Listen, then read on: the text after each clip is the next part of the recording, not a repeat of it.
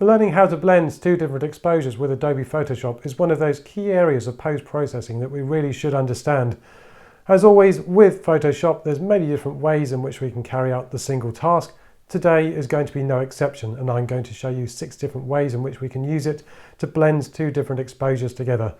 So let's go from me to the computer and let's get going with exposure blending in Adobe Photoshop.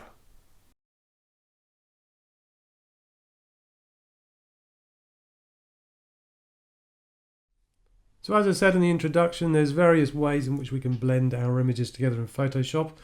What I'm not going to do is show you the process that I've gone through in Lightroom before I've gone to Photoshop, just because I've done other stuff on that before. In any case, each example that I'm going to use has different levels of complexity that we need to be aware of. So for example, this image here, this was taken in Mongolia back in September 2018. You'll see that the horizon is pretty straight out there. So this is the, if I remember correctly, the Ignatz natural area. So we were staying with a ranger. That's our tents that you see in the foreground there. So as I said, the horizon's pretty straight, and this is a very straightforward blend that we can do here in Photoshop. So the easiest thing to do is I always put on the dark image on top of the layer stack here. So I've got the dark and then the light one. And what I'm going to do is I'm just going to go to the dark exposure there. I'm going to add on a layer mask. I'm going to hit G on my keyboard, or if you go over here, you've got the gradient tool. Now, the next thing you need to do when you're using the gradient tool is just be aware of the foreground and background colors here. If you press D on your keyboard, what this does is it sets them to the default foreground and background colors. The default foreground is white, the default background is black. You can swap them over just by pressing X or just clicking on here. So once I've got the gradient tool selected, you can draw a line down that from top to bottom, just like you would if you're inserting a grad. Now, when you're doing this, if you've got, basically the best thing to do is if you've got your darks on top and you're needing to blend this sky into the background down here, if you set your foreground to white, don't draw up from the bottom to the top, actually draw down from the top to the bottom. And as it's a straight horizon there, if you hold down shift, what this will do is it will create a very straight line. Otherwise, I'm fighting to keep the grad straight. So basically, if you just draw it down top to bottom, it will then create a very simple gradient. If you want to see what your mask actually looks like over here, just press down Alt, click on the mask, and that's as you'll see, it's a soft grad. Now I'm just going to get rid of that, and I'm going to create another mask. Now I did start at the top and work my way down to the bottom. What you want to do actually is, if you don't do that, if you start somewhere around here, you'll get a much harder grad, but it's still going to have a soft edge, as I don't want this to be really soft up here. I really want this sky to come in. So let's just bring this down here just like this, and then you'll see that we've got a very simply blended gradient tool use in Photoshop. So there you go, that's the very first example. And if you hold down Alt, click on the mask there, you'll see just how hard that grad is there. There you go, that's example number 1, just using the gradient tool to blend together an image that's got a very straight horizon. Let's go on to the next one.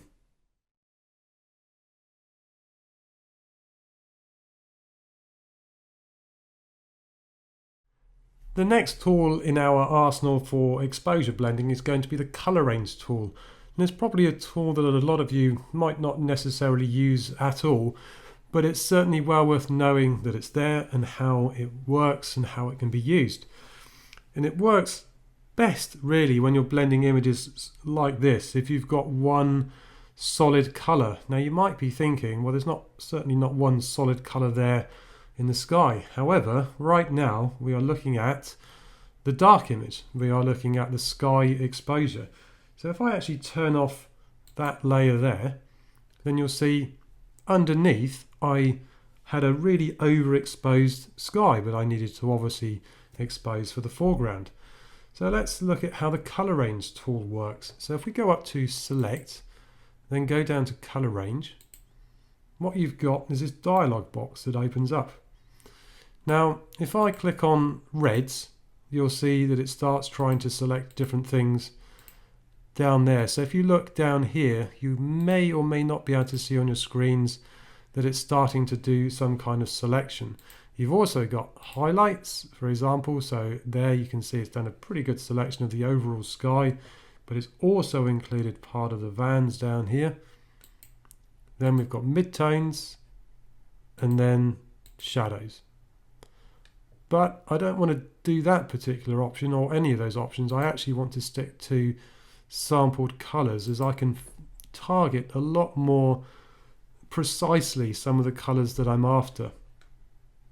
So before I do that, how does this actually work? Well, we've got two sliders here that interest me most. So fuzziness, this controls how wide your selection of tonality is, and then the range controls how wide and how far away the colors are to the ones that you've selected. So if, for example, I was selecting on here, you'll see it's selected this. So if I bring down the fuzziness, let's just bring it down to 1%, and then the range, let's bring that down to 1% as well. You'll see that it's basically going pixel size, pixel selection size. You can see the dot moving around there, that we're not selecting much at all. Now, of course, one of the other things you have to do when you're doing selections is you must remember, if you hold down the shift key, then you start adding.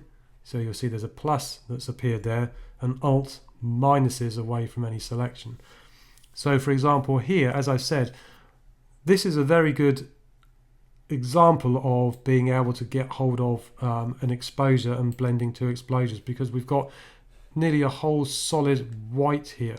So if I click here, then if I increase the fuzziness, so I'm increasing the range of tonalities that's being selected, you'll start to see that this dot gets bigger.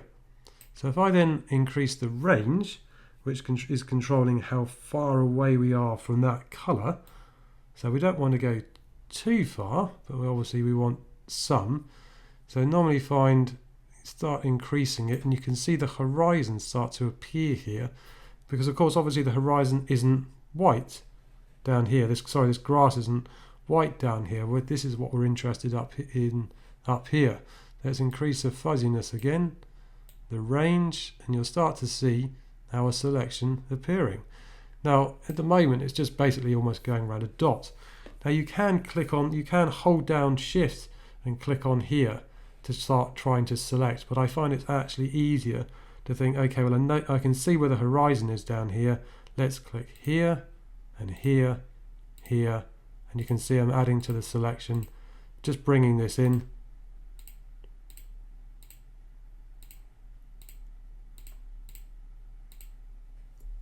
And then let's increase the fuzziness, let's increase the range, let's bring it up. So certainly over here there seems to be, let's bring that in. So you can see that there's a very hard grad that's being created down there. Let's just pull that up a bit. So if I now make sure this is on selection and click OK, what that's going to do is it's going to load this selection here. I then click back over here, and then as the selection is still loaded, as soon as I click on the mask, there's the blend. Now obviously you'll see this nice hard grad here. We don't want it nice and hard. We need to feather that a little bit. So if I just hold down Alt and click on the mask, you'll see just how hard that is going along there. So let's click back there, make sure you're on the mask, go to the properties of the mask, and then let's just start feathering it. So normally around 20, 30 or so, that should make that horrible black line disappear. And there you go, a very quick and simple use of the color range tool to blend two exposures together.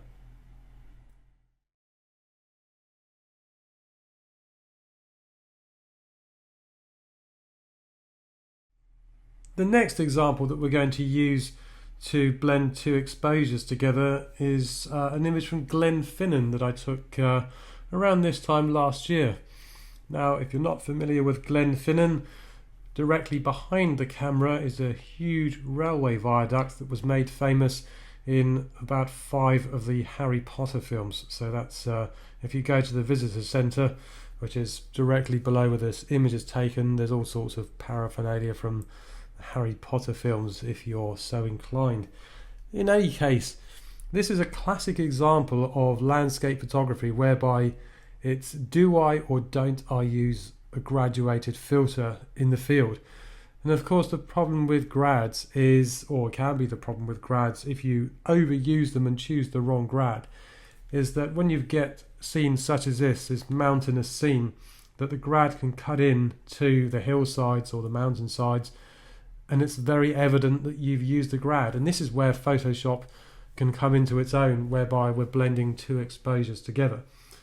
Now for this particular example, I'm going to use, it's a destructive process really, it's called blend if, and that's found by having these two exposures together. And you can do this with actually just one layer itself, but obviously we're exposure blending here. If you right click this layer 1 here, then you go to blending options, and then what this does is it opens up the layer style dialog. Then you've got blend if here, so we're going to keep it on grey. Now you've got this layer and the underlying layer. Now what I need to do is blend in the underlying layer to this layer. So let's push this slider here, and I'm just going to push this without going to the actual stage that I'm going to do, so you can see roughly what it is that it's going to do. So you'll see down the bottom it looks like this really awful pixelization that's coming in. So if we push this up, you'll see it's blending the image together, but the problem is, of course, is it's not very smooth. But how do we overcome that? So let's bring this back. If you hold down the Alt key and then click here, it then splits this little arrow here. So let's push this across now and then see what happens. Now you'll notice as I'm doing that, you've got black to white, the tonalities, the luminosity that's on the underlying layer, and it's creating a graduated filter underneath. So as I push this across, you'll see that it's a much smoother blend between the two images. There are still issues here. How do we overcome that? Well, what I'm going to use is the layer here, this top layer. So let's split that again. Hold down the Alt to do that. Let's start bringing that in.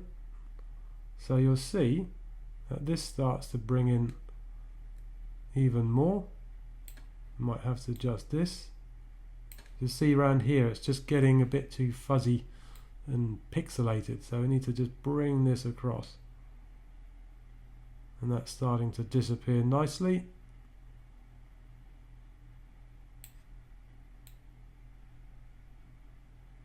So it's an okay blend. It's kind of quick, dirty. Does it work? Well, it depends on the circumstances. Let's just pull this across more again.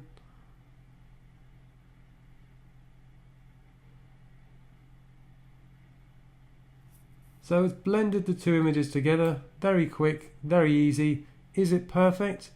It's not perfect, but it is another tool in your arsenal for doing exposure blending. Do I use it? Personally, it's not something I use, but I know it's there. I just need to make you aware of it before we move on to even more complex exposure blending.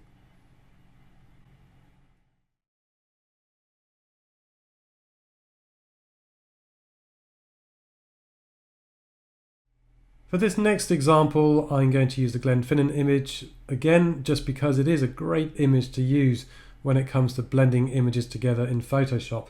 Certainly when you're dealing with very bright highlights, as there was in the snow up here on the mountain, and then the sky of course, and then you're having to deal with foreground light down here if I click off this. Now obviously if you're eagle-eyed, you will have noticed that between the last segment, the blend if, and this one, I've renamed the layers sky and foreground. Now there is a very good reason for that, and it is always good practice to rename your layers so you know what it is that you've done on each layer and what each layer represents. So for this particular tutorial on blending two exposures together in Photoshop, I'm going to use a very old school method called calculations, which is found in Image, Calculations. Now if I remember correctly, a very long time ago they used to use calculations when they didn't have layers in Photoshop. Now that may be the case, it may not be. As far as I remember from my history of Photoshop, that is the case. Now at the moment, as I've said, you've seen that I've renamed them Sky and Foreground, and the reason that I've done that is because when this dialog box appears, you'll see that we've got, if I click in Layer, Sky and then Foreground. And that's why it's good practice to rename your layers so you know what it is that you're dealing with when it comes to a dialog such as calculations. So at the moment I've got Sky and then Foreground, channel blue. If you click in there, you've got grey, red, green and blue. And now again, I've mentioned in many tutorials before that every image is made up of red, green and blue channels. That's how your color images are made up. So if I just click on red, you'll see what it does on the sky, how it changes. This is the grayscale image that's being created, is the mask that we're going to be creating. Now obviously it looks fantastic, the grayscale image that's there. We would never be able to paint this onto a mask ourselves. If I just change the blending mode here to normal, and let's just see what happens. Not normal, so if I click it to multiply or color burn, you'll see what happens. So I've created this selection down here, what's going to be our new mask, what we're going to be putting out on our mask. But I don't want to be including the water down here, so if I just click on result as selection, then click OK, you'll see that these marching ants appear, and then if I click on the layer mask, what happens? So you'll see why I didn't want to include the lock down here, the lake. You'll see there's a lot of ghosting that has appeared on these trees and on the shoreline here, and on these trees on this little island here. The ghosting, it would be a nightmare to try and paint out. So if I remove that layer mask, delete that, if I go back up to Image and then Calculations, what I want to do is try and create a layer mask whereby I avoid all of this foreground. So if I instead click on Layer Source 2, I want the layer as Sky instead, you'll then see the mask that's now starting to be created up here. And again, if I click on this, you'll see darken, just as an example, just so you can see what's actually happening when you change the blending mode. If I click on darken, it looks quite nice, black and white, but it's not what I want. I need this removed. Let's click on multiply. You'll see that it starts to go away again, starts to remove itself. I actually want color burn, and you'll see I've removed the lock entirely, apart from a little bit down here, which we can paint out if we wish. But I'm getting the sky and just that mountaintop that was causing me problems, if you remember when I clicked off. So if I click OK and make sure you've got result selection, just to click in there just to show you, it does create either a new document, a new channel, or a new selection. A new channel that would be created is called an alpha channel, because any channels outside of red, green and blue are known as alpha channels. At this particular moment in time, I just want it as a selection. So let's click on selection, let's click OK. You'll see the marching ants appear. Click on our layer mask, and then you'll see that it's blended the two images together pretty nicely, not perfect. There are some definite imperfections there, and what you'll notice here is it looks very blotchy, and up here there's a line up there. What can we do? This is where the feather comes in on our mask, where we can start to feather that selection. So let's feather that mask. Let's put it up around 20-30 pixels. So you'll see as I'm pushing that up how things start to come in very nicely. If you watch the mountain, you'll see it's not blotchy anymore. Let's just tap in 30. So you'll see the difference there just by putting the feather up. So if I just put it back to 0, you'll see how blotchy it looks. Put it back to 30, it starts to come in very nicely. However, it still isn't perfect. Is there anything else we can do? Yep, there's another thing that we can do, which I came across with some retouchers. If you just go to Filter, Blur, and then Gaussian Blur, what this is going to do is it's going to blur the mask even more. So if I just put this back to 0 so you can see the effect. So if I just start to push this up, you'll see how around these mountains, how this blotchy effect just starts to disappear, and how I can create a very nice complex mask that I would never be able to paint in myself. So let's just put that around 50 or 60 pixels. Click OK to that. And then there you go. That's our blended image from Glenfinnan. Just to show you the mask, just to show you how complex that mask actually is, if I hold down Alt or on my keyboard or Option on a Mac, although my Mac does actually just say Alt, let's just click on the mask itself, you'll see just how complex that mask is. So you could roughly paint this in, but certainly just by using calculations we've created a mask that's very nice, very nicely blended together image. We could paint it in, but it's quicker and easier just to use calculations to create that blend. And there you go. That's another method for you to use in your landscape or travel images of blending two exposures together in Photoshop.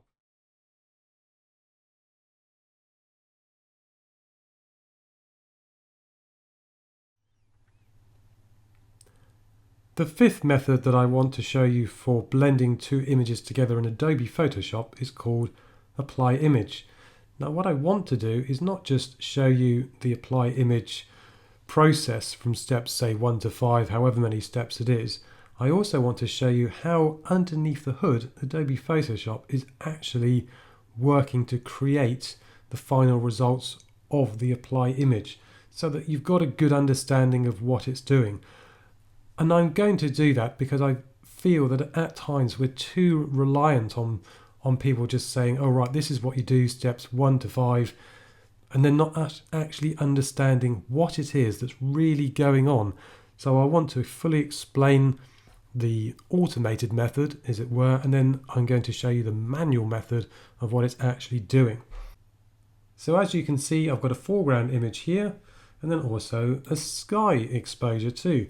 And this is another classic example of why it can be difficult to use graduated filters and even soft graduated filters, where we have this really hilly background and then in the foreground you've got this temple, and it is difficult to get the top of the temple actually there. There is nowhere, if I remember correctly, to go up higher to get it so that the top of the temple would not be obstructing the horizon.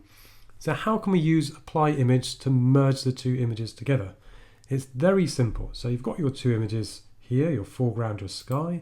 Click on the sky, add a layer mask, go to Image, Apply Image, and then you'll see that straight away the two images are merged together. So what's it actually doing first of all here in this dialog box? Well, we have our source image here, which is the actual original image there. You can see the name of the image there. The layer, what this box is doing here is it's saying, what do you want me to do? So do you want me to merge the sky and the foreground together, or do you want just the sky and the foreground? Then we've got our channels, so you've got red, green, blue, and there's transparency. Then we've got a blending mode, so at the moment it's set to multiply. So as I said, what it's basically doing is it's taking these two images here, then merging the two together, so that's why it's merged, and it's then changing it to multiply. So if I just click OK to that, and then you'll see it's applied down here the calculations to create that blended image together, and it's placed it on the layer mask there. That's why you need to be clicked onto the layer mask. So if I remove that a minute, and I'm going to show you what it's doing. So I'm going to duplicate this image. So if I click OK to that, so we've got a duplicate of this and this.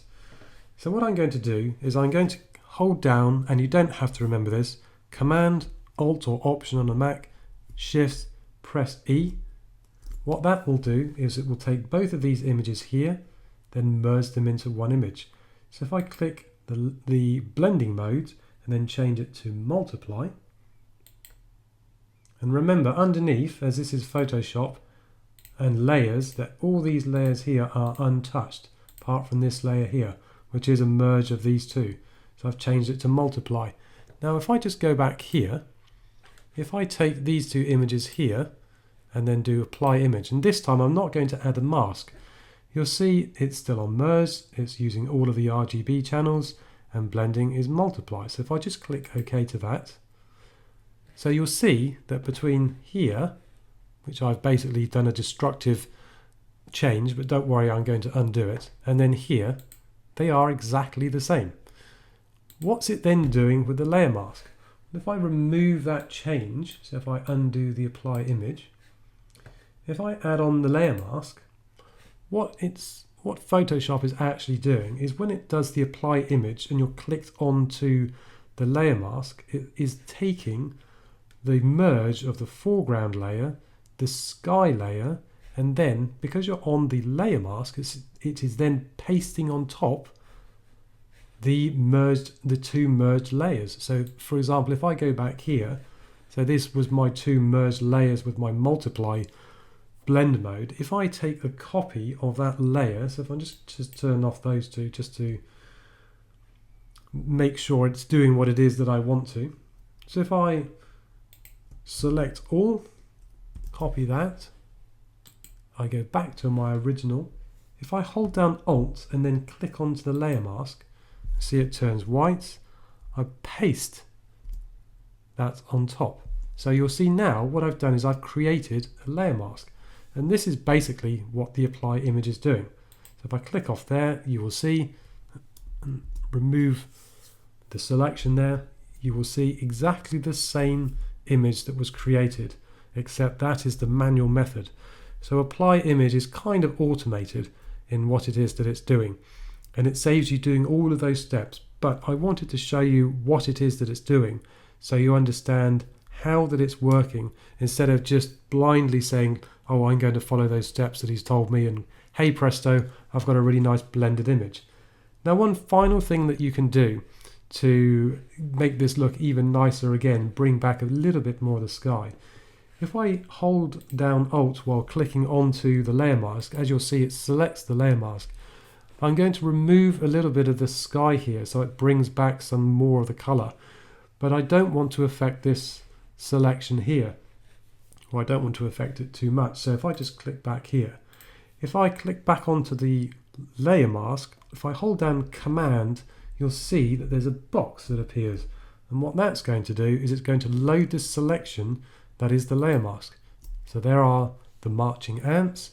If I want to, if I press Command H, what this does is it hides the selection, and it is good to remember all of these keyboard shortcuts. It really does help a lot if you can remember things like Command H hides the selection, Command D, it deselects any selection there. All of these kind of things are very useful. So if I go back onto my image, if I press B, that activates my brush, or you can of course click over here. I need to make sure that my foreground color is set to white. What I'm then going to do is start painting over the sky. Now the other thing that I just quickly forgot to mention is make sure your opacity is around 70%, and the reason you set it around 70 is so that you're ever so slightly brushing the sky back in from the layer underneath. So let's do that and let's see what it does. So you'll see as I go over the pagoda that it's not really being affected at all, and there's a little bit coming back on those mountains in the background, just there, ever so slightly. So I get just a little bit more definition. It doesn't look so washed out as it did.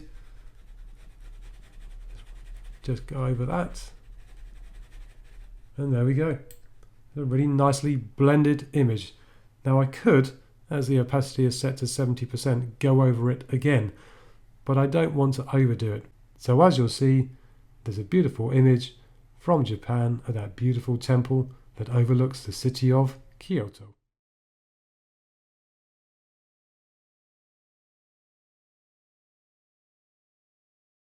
The last method that I want to show you when it comes to blending two exposures together in Adobe Photoshop is of course the famous luminosity masks.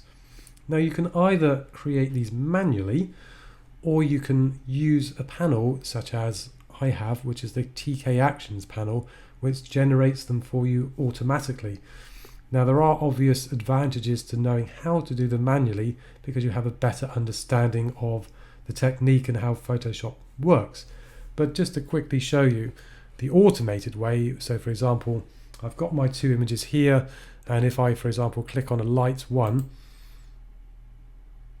what this does is it generates a luminosity mask based on that the layer that I'm clicked on down here. So this is actually creating quite a lot of a luminosity mask. I'm not really sure that would work for what it is that I want to do. So if I remove that, let's just click on the X there. What I want to do now is just quickly explain to you how that luminosity mask is being generated and all these other masks here, how it's actually working. Now it is a whole other tutorial, there's many other tutorials on the internet on how to do it, but just I wanted to explain a couple of things as to how the selection process is working when it comes to those luminosity masks, so you understand what it's actually doing. So if I go to my channels panel and then I hold down Command or Control if you're using Windows, click on the RGB channel, you'll see that I'm selecting part of this image. There is a selection being created. What I then need to do is click on here to save the selection as a new channel. So any new channel outside of RGB is known as an alpha channel. So let's create that.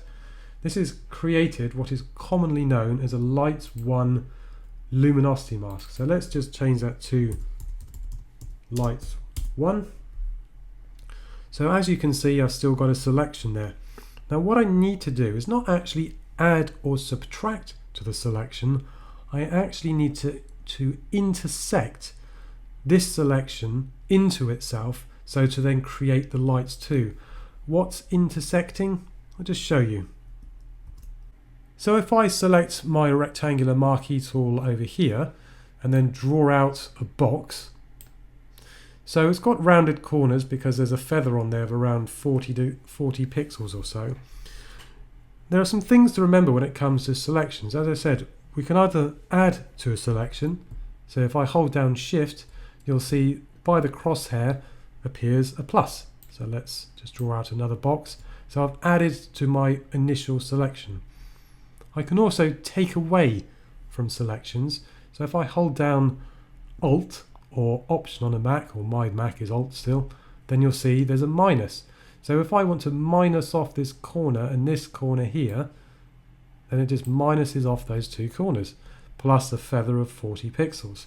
However, I don't want to do that. I actually want to intersect one selection into another. Now what's that doing? What I want to do is actually keep this corner here, keep this corner here, but remove everything else. Intersecting. So what you do is, and it's slightly different when it comes to the luminosity mask, but it's still relevant, so you can see how they're actually working. You hold down Shift, Alt, and then you'll see you have a crosshair. Now instead of a plus or a minus, we've got a multiplication sign, or for this instance it's actually the intersecting sign. If I now draw my box, so I want to keep this corner here and this corner here, the intersecting will take care of that. So you'll see I've now intersected one selection into another. So that's how intersecting works. Let's remove that. If I now Command or Control click on my light 1 to get my selection back again, I need to now create lights 2. So how do I do that? I hold down Command, Alt and Shift, and you'll see as I run through them, so for example the Command and Alt is minus, Command and Shift is plus. If I then put Alt in as well, then I've got the X again.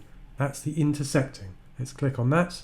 What you will see is the marching ants divide into one another again. So there we go, there's another selection being created. Let's save that off as a new alpha channel. And that's lights 2, if I can spell it. There we go, lights 2. So you'll see if I just click between the two, we've got a very bright selection here, not very targeted, and then we have a lights 2 selection here. And so it goes on creating lights 1 to 6. The darks are just the reverse, so you can, for example, get hold of a lights 1. If I command, click there, if I press Command, Shift and I, it then swaps around the selection, so it basically inverts the selection, was the word I'm trying to think of right now. It inverts the selection, and then we can create a new channel which would become the darks 1 channel. So it's a complete reverse of the lights 1. There we go. So that's how luminosity masks are created. In any case, let's do the automated method, and as I said, there is a free version you can find instead of having to create these luminosity masks yourself. So if you go to Tony Kuiper's website, you will find a free version of the luminosity masks for the purpose of this exercise. So let's just remove these alpha channels as I don't need them anymore.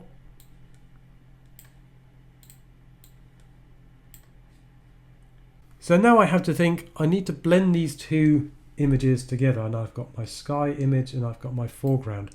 If I click on my sky image and remove the layer style, I don't need that. If I then pick a lights 1, I believe that might give me what it is that I want. So the good thing about this is the TK Actions panel, this particular panel is the TK Rapid Mask 2, is when I click on lights 1, is it will show me the exact mask that is being generated, and I can go, yes, this is what I need, no, it's not what I need at all. So for example, what this is going to do is it's going to hide the light part below while revealing the sky. So remember that always black conceals and white reveals. So if I just then click on selection and then apply, that will then give me a mask with the lights 1 on it. And there we go. Very simply, that's how luminosity masks work insofar as creating blended images in Adobe Photoshop. Now, just as I did with the apply image technique, you can of course click on the layer mask. If you hold down Command or Control, we will then reactivate the selection. If I press B, or if I go over here to get my brush, make sure my foreground is white, opacity 70%, I can brush back in again that sky just to make it just that little bit darker from the exposure that sat underneath, while not affecting the pagoda, which you would have if you had used a grad. You would be having all sorts of trouble trying to create this image. And there we go. Very simply, that's how you can use luminosity masks to blend two images together in Adobe Photoshop. There are many, many more things that you can do with luminosity masks, not just blending. You can actually use luminosity masks to target certain areas of your image to dodge and burn, to add in more punch with vibrance or saturation, all those kind of things. They are very versatile, very useful, and it's definitely worth getting to know how luminosity masks work and how they will help your workflow in Adobe Photoshop. Now hopefully you've got a good insight now as to how you can blend images quickly and cleanly in Adobe Photoshop. Hopefully you've enjoyed it. Please comment below, and if you've got any questions, I'll try my best to answer them. Until the next time, see you later. Thanks for subscribing, and thanks again to all my old subscribers. It's very appreciated that you're all out there and you all follow me, and I'll see you again soon.